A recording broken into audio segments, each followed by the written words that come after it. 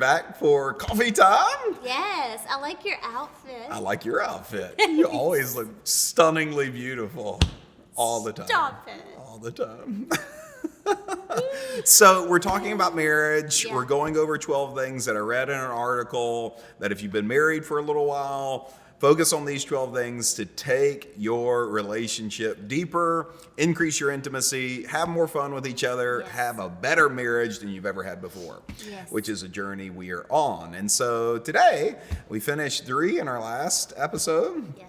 Today, we want to focus on see how many we can knock out. Yeah. And that type of thing. So Right. we're on number 4. Number 4 in the article is... My favorite. Okay, let me just preface this. If you're watching this with kids in the room, you might want to shoo them away. Wait a If minute. you were on the podcast, you might want to speed it up. Because Or we're gonna turn it down. We're gonna talk about sex, and if your child is old enough to spell, I'm sorry.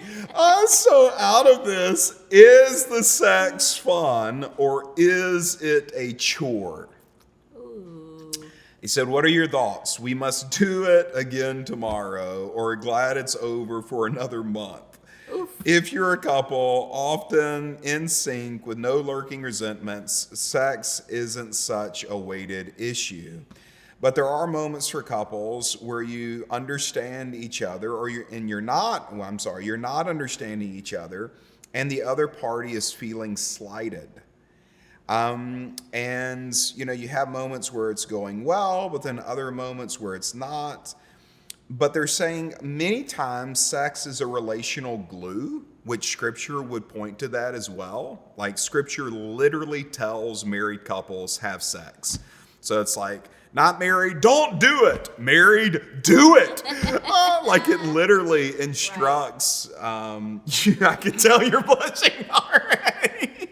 And literally, There in the ice pack. yeah, it literally tells married couples, do not defraud yourself one from another. Yeah. Why? Because it is like a relational glue. And that's also why if you're single, you should refrain from it, because you're gluing something relationally that does not need to be glued without covenant, and those types of things. And so it's like a relational glue. You have to feel like you can trust the other person to confide in anxieties and discuss partner-inflicted hurt that is killing desire. I think that is great. It's like you have to talk about why that desire may not be there.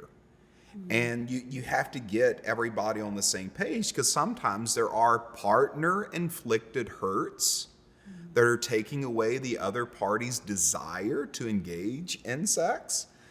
And it says better sex starts outside the bedroom when you're brave enough to discuss why you're not having it and why there's not that mutual goodwill in it. And as you progress as a married couple, obviously, you've walked through those peaks and valleys before in that area of your life. But I think this is a necessary topic for you and your spouse to explore and to ask, is this healthy for us? Yeah. Like, this is not something that it's trying to compete against a world standard or a world's way, but is our sex life healthy? Yeah. And is this something that's ministering life to us both? And if there is a season where it's a little bit more distance than normal, in that area, having those talks and to ask, see your smirk, having those talks and asking, is there something there that's lessening your desire for this? What's going on? Because sometimes it could be something going on personally. Sometimes there could be something, though, relationally that's there. Yes. But a healthy sex life in the context of marriage has to be something that is fought for. Yes. And it has to be something that is pursued. Yes. Because it is a relational glue scripturally that is critical for us to understand. Well, I thought about years ago, you were sharing on relationships, and isn't it just like the enemy to try to get us to have sex before marriage. Like, I mean, you have to fight. Huge desire. It's like a Yes, wildfire. Yes, and you have to fight not to engage in that. But I mean, almost as soon as you're married, do you think everything in your body changes? Or maybe can we see it as the enemy trying to pull us apart? Because God intended that for the marriage covenant, and that is to keep us close. And that is something you share only with your partner. It's something y'all have together. Yes. Which makes your relationship so set apart from every Yes. other relationship you'll Yes. share.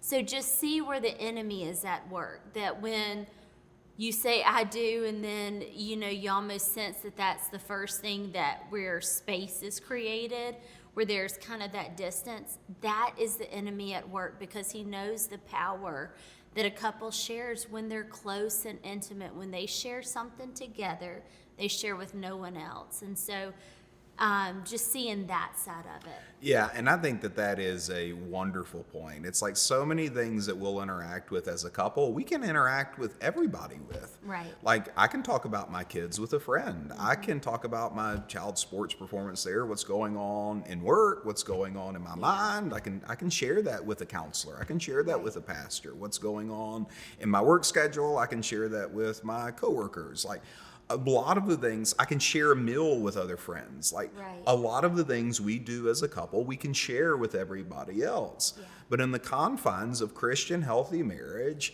sex is shared between the husband and wife. We're literally, when God's describing, it's like the two shall be one flesh. Yeah. He didn't emphasize one mind. Yeah. He didn't.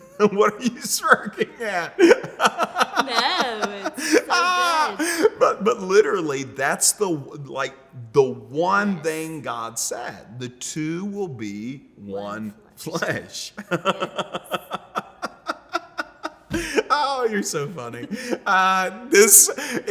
you haven't caught on, maybe if you're listening to this by podcast, hot. and you can't see the room right now, my wife, this is her least favorite subject.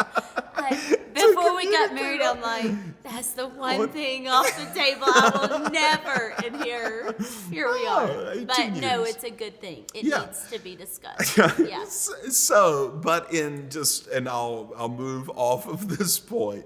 But once again, it's the one thing that God emphasized. And the Bible, even the New Testament, is short on marriage advice, but it's Right. one of the things that it emphasizes because it's something that the two of you will share that you don't share with anybody else. Yeah. That you are engaging in something that's one of the highest forms of intimacy, spirit, soul, and body. Yeah. And it's reserved for each other. And it's a way. What are you laughing at? No. And it is a way for us to connect Yes. in every way. And so, Yes. have sex. What did you learn from this coffee table? Yes. Have sex. If With you're your married. spouse. If you're married. Only if you're married. Yes. Number 5, do you still hold hands? And this point in the article was more than just do you still hold hands. It's bringing out something that I thought was really, really good and something I've been trying to practice even with my children, and even my sons. They said it's important to show someone that you care for them by your touch. It may be putting your arm around them, it may be putting your hand on theirs, it may be lying next to them on the bed. There are many ways of showing that you want to be with your partner. I thought this was good, and this is something that once again I'm trying to emphasize with even my children. And if you hug for more than 20 seconds, you release the feel-good hormone oxytocin. It's a virtuous cycle making you feel bonded. If your partner is naturally tactile and you aren't, perhaps your family didn't hug, that lack of touch can make them feel lonely. And I thought that was a great point of like you said, you mentioned in the last episode, coming home from work and me just kind of putting my arms around you. and holding it there for a minute. Yeah. I genuinely thought, like, with that in mind, of like, I want to let her know I'm home, I'm here, I'm connected with her.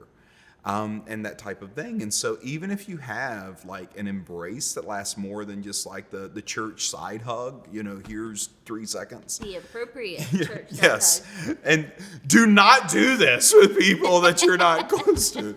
But you Especially first-time visitors. yeah, or we'll kick you out of the church. No, I'm kidding. Itsy. Yes. But like genuinely in the context of marriage, of like coming and embracing. Yes. Coming and like leaving a hand on someone else's hand. Yes. And leaving it there. I've shared it before, but it's the truth. One of my greatest memories from childhood is being in the back seat of the car and my father's hand being on the gear shift and my mom's hand just coming on his hand. Yeah. I had another moment like that. I was preaching at a church. I was sitting in the back, just trying to engage in service. And I saw this couple in front of me. They had a child who was struggling. And I knew they had a child who was struggling. And during worship, I saw him just put his arm around his wife with the other hand in the air. And she lifted her hand in the air. And it was such a sign of power to me. Like just power and unity and two people coming together. Yeah. And I think we need as much of that as possible. And as much of that physical interaction that lingers, that it's not just like a quick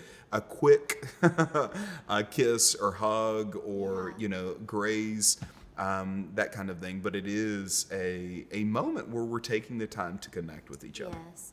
Well, the mental image I got when you're talking about the 20 seconds creates... Yeah, it releases something hormones. Cool.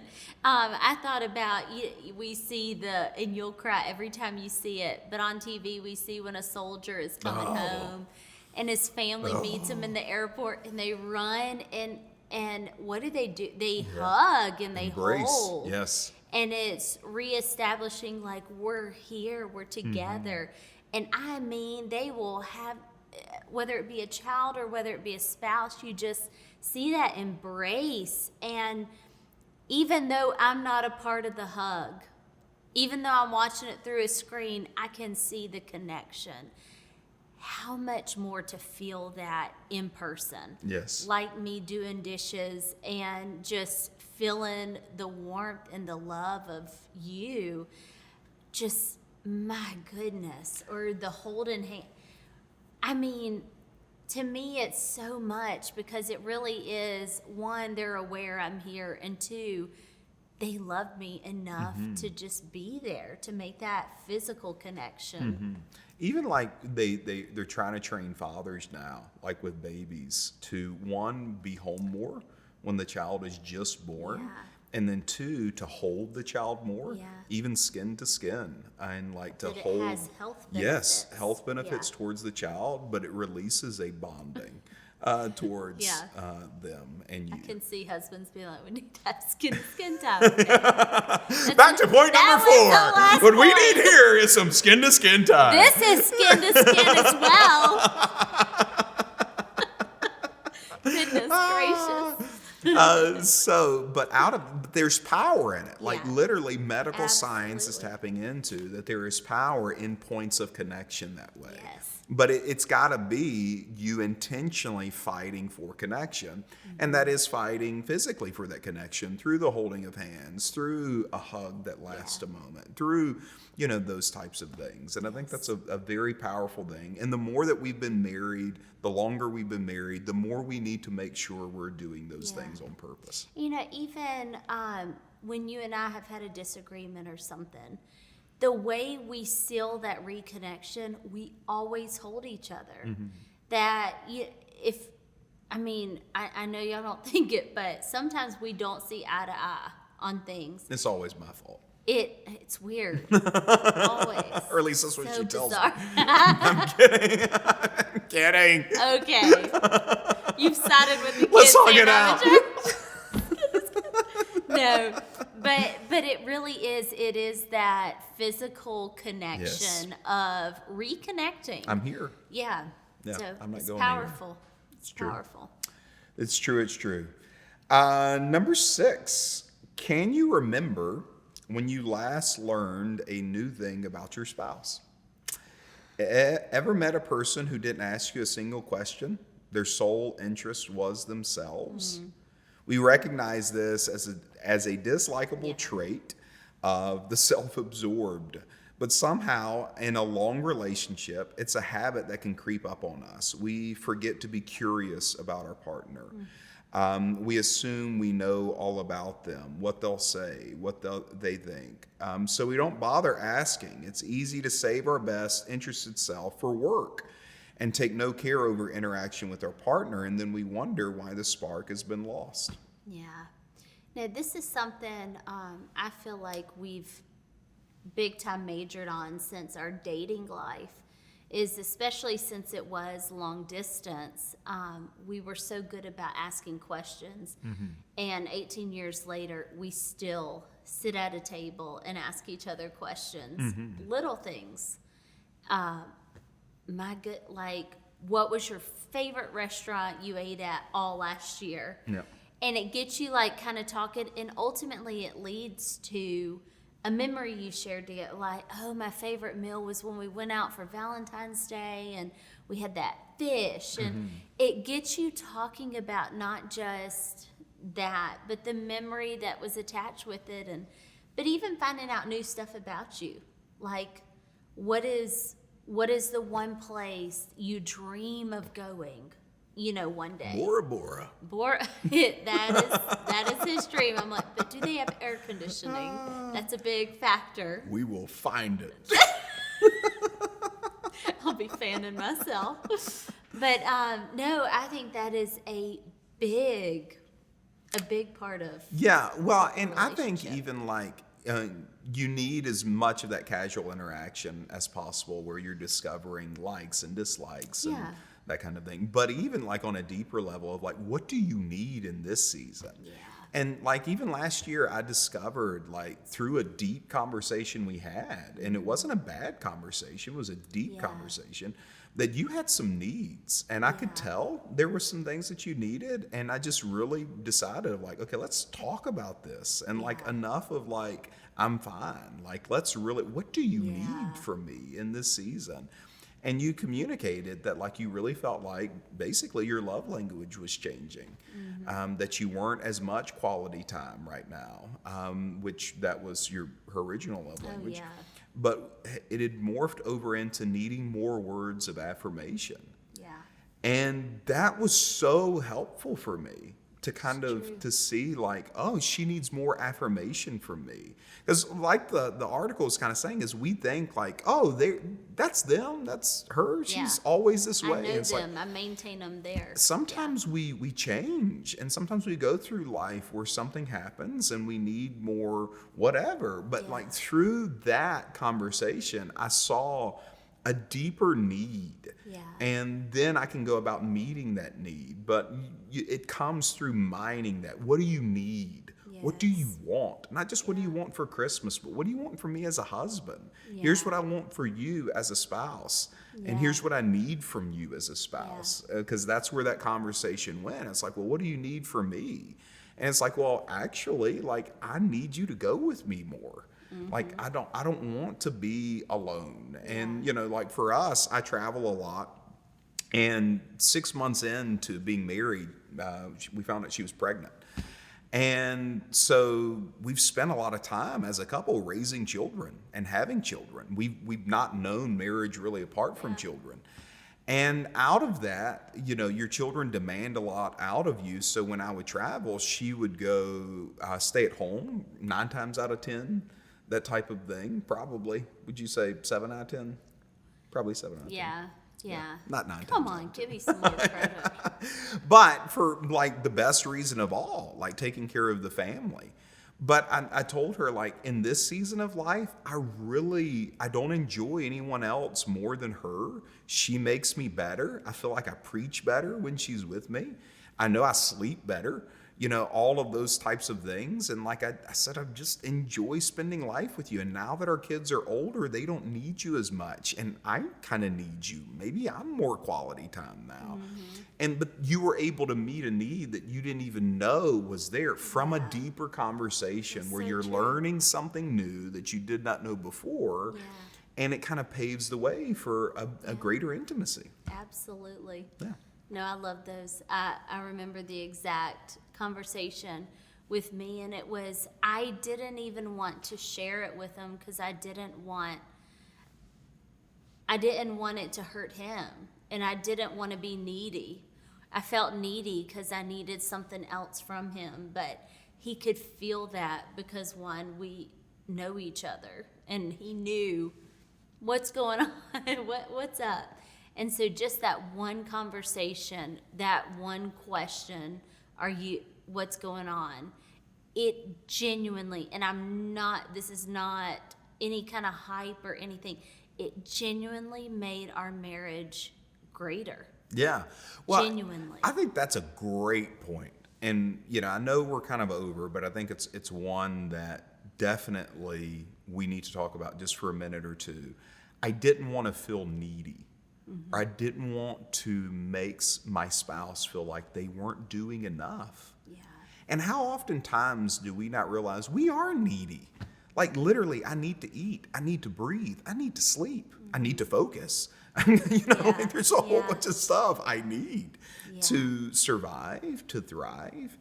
That I have to admit that. And then there are some times of things that I need from a spouse or things that I need from people. But I've seen this a lot in good people and in good marriages.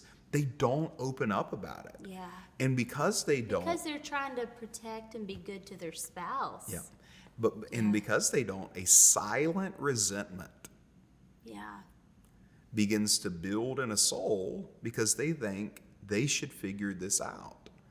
And need goes unmet for long enough. And you go without sleep for long enough, if it's a true need, you're going to feel it. Yeah. You go without food, you go without water, you go without oxygen. Like if it's a true need for long enough, you will feel it. And if you let a part of your soul not be met, that need, that emotional need not be met, and not open up about with it with the spouse, a resentment will come in that will create an unhealthy state within you and will breed over into a marriage. So you need those conversations where it's like, it's okay for me to be needy. Yeah. It's okay for you to be needy. Yeah. In fact, I'm creating space for you to be needy by asking you, what do you need? Yeah. And create that space for each other and be like, be honest, be real for me. Yeah. And out of that, let me arise to the occasion. So good. And so, yeah, I like it. So good. I like it. I like it. All right. Good job. Is that it? I think so. I think we're done for this one. That was 3 points? That was 3 We points. got it in? We did it. Yes, sir. On to next time. We'll see you or you'll hear us next time for Coffee Time. Bye.